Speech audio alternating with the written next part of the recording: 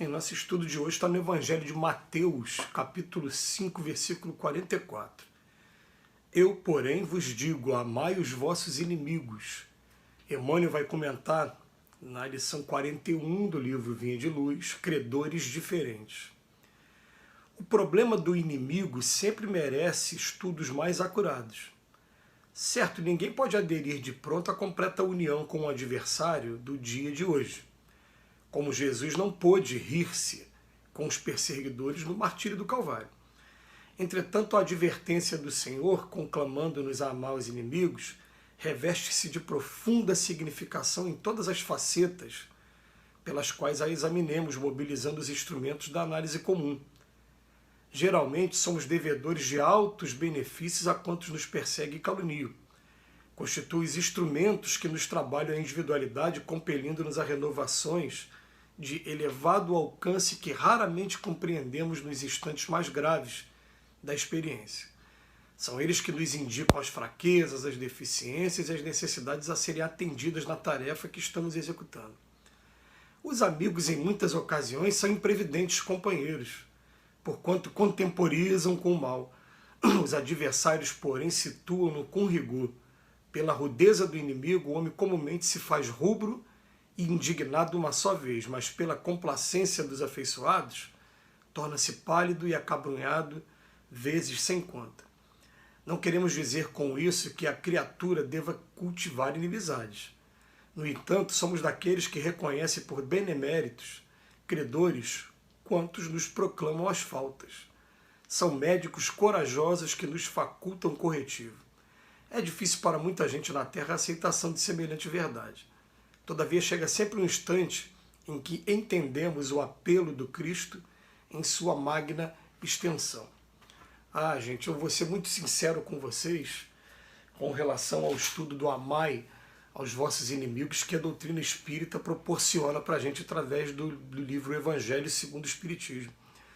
Porque eu, durante o meu trabalho de pesquisa em outras religiões, e até mesmo de busca por um caminho, eu não consegui encontrar em doutrina alguma um direcionamento tão bom com relação ao que seja amar os vossos inimigos. Em primeiro lugar, vou partir de Kardec para depois chegar no Emmanuel, né? Allan Kardec fala assim, gente, amar o inimigo não pode ser, de forma alguma, uma sentença igual a você amar o seu amigo. Porque é lei da física, é natural, né? Não tem como o coração bater da mesma maneira quando você encontra alguém que você sabe ser um desafeto e que você pode estar sendo surpreendido por ele a qualquer momento. Aliás, Emmanuel até usa aqui como exemplo durante a lição dele, né? Jesus, quando estava sendo preso, martirizado, ridicularizado, não podia sorrir naquele momento, né? Então ele vem falando do que é o amar o vosso inimigo. E vem trazendo um roteiro que durante algum tempo eu anotava no papel e deixava colado na mesinha de cabeceira mesmo, do lado da cama, para poder aprender a assimilar bem. Então, mesmo não tendo o livro aqui na mão, eu vou estar traçando mais ou menos qual é o caminho. Ele fala assim, é difícil? Mas não é impossível. O que é amar os vossos inimigos? Em primeiro lugar, não guardar rancor, nem ódio, nem desejo de vingança pelo mal que eles nos façam. Então, primeiro são seis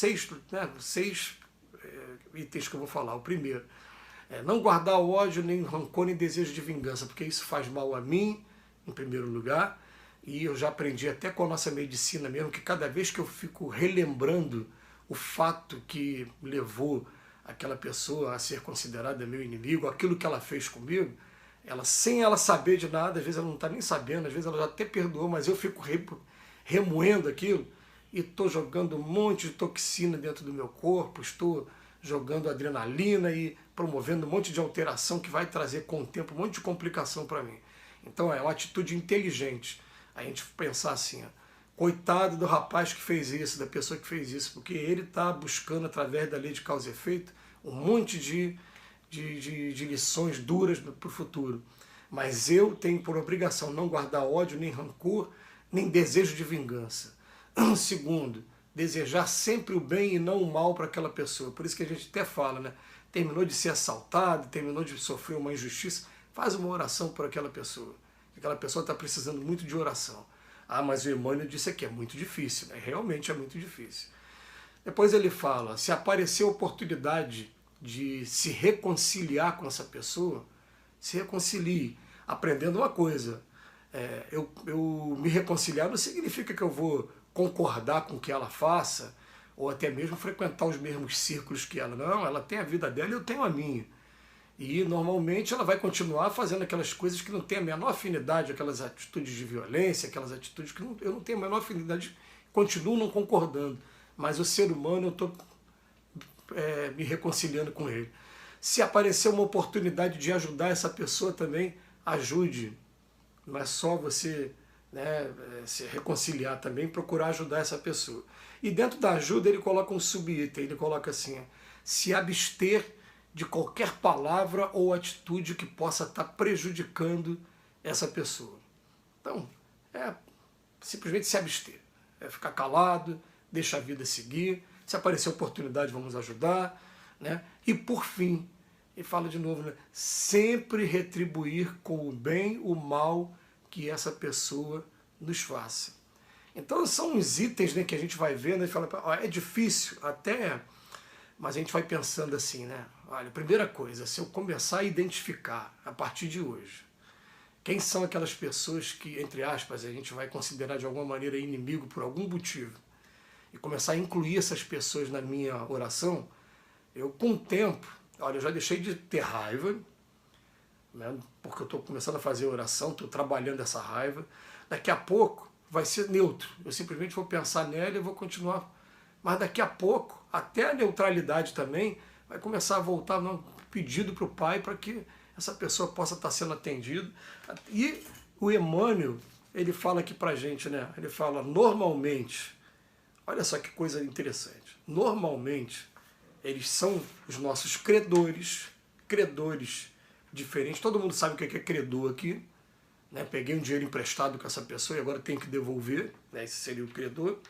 Ou se não são nossos credores, ele vem dizendo, são médicos corajosos que nos facultam corretivo, porque normalmente aquela pessoa que é declarada nosso inimigo, ele não vai poupar palavras, ele vai falar mesmo aquele julgamento que vai mexer, vai doer a gente muitas das vezes. Mas a gente vai parar para pensar e ficar assim, peraí, será que o que ele está falando ele tem razão? Se ele não tiver razão, eu não preciso me preocupar, eu não sou desse jeito. Se ele tiver razão, eu vou pensar assim, poxa, então eu tenho que me modificar. E eu passei uma vez uma experiência, que eu até, às vezes, gosto de comentar essa experiência, como eu sou de família mineira com cearense, tanto um como o outro, esse povo gosta de uma bebidinha, né? Então, às vezes, faz uma reunião qualquer, uma confraternização qualquer, eles estavam tomando lá algumas bebidas, algumas doses de bebida alcoólica, e quando já estavam meio alterados, aí começamos a falar uns dos outros, e o pessoal falou assim, o Robson melhorou. Eu falei, pô, que bom, né? Robson, pô, como é que o Robson era? Ele começou a falar sem rodeios. E o Robson era uma pessoa muito competitiva, ele queria ganhar tudo. Se ele fosse jogar uma partida, por exemplo, de ping-pong comigo e perdesse, ele ia jogar comigo 10, 30 vezes até conseguir ganhar. Né? E começou a falar traços da minha personalidade que eu parei para pensar e falei, caramba, eu sou assim mesmo. E isso não é uma coisa legal, né? Que muitas das vezes a gente vai aprendendo que perder significa ganhar. Aliás, quando a gente tem filho, então, né, que a gente vai jogar um joguinho com o filho e a gente deixa ele ganhar só para poder ver a felicidade dele e também para poder ver que ele está aprendendo a ter raciocínio. Não tem coisa mais gostosa na vida do que essa, né? Então a gente começa a rever conceitos. Agora, aquela pessoa que é de alguma maneira nossa inimiga, que está chateada com a gente, ela vai falar mesmo, você é isso, você é aquilo, você fez dessa maneira, você agiu assim, e a gente vai ouvir aquilo, né? O que vai ter para a gente fazer? Normalmente, o primeiro instinto é o de querer justificar. Se a gente tiver um pouquinho mais de humildade e estiver buscando o nosso caminho mesmo, pedir desculpa, pedir perdão, mas principalmente daqui para frente procurar evitar esse mesmo comportamento para que não tenham o que reclamar da gente daqui para frente, porque muitas vezes a gente mudando simplesmente o comportamento, a gente já faz até de um inimigo nosso amigo. E para encerrar, só lembrando que um presidente dos Estados Unidos falou que o valor de um homem se mede mais pelas suas inimizades do que pelas suas amizades. De que vale ter centenas de amigos e ter muitos inimigos? É melhor não ter inimigo nenhum, né? Que Jesus nos abençoe hoje e sempre.